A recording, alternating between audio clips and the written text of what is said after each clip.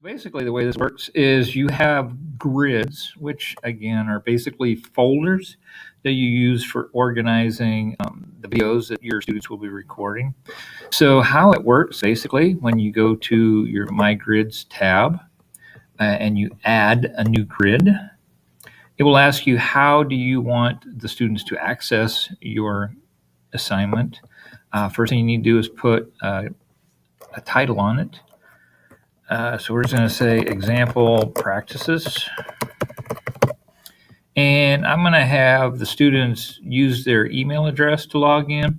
You can have them put in their student ID, or you can share it out to the world.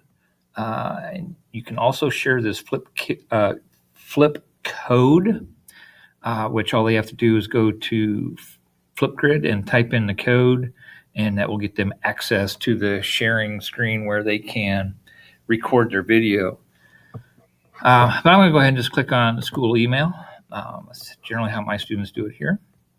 And then you would create the grid. It's going to ask you what type of email are your students going to be using, and ours obviously are all at springisd.org, but you will also need to put at students.springisd.org. If you're going to have your students access it, you would have to have the students.springisd.org.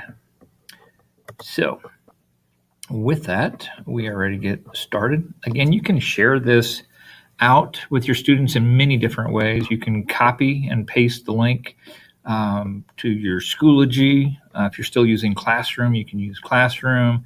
You could send it out on Remind. There's different ways you can do it. You can be creative in how you share it. So now I'm going to go to my grid, which is basically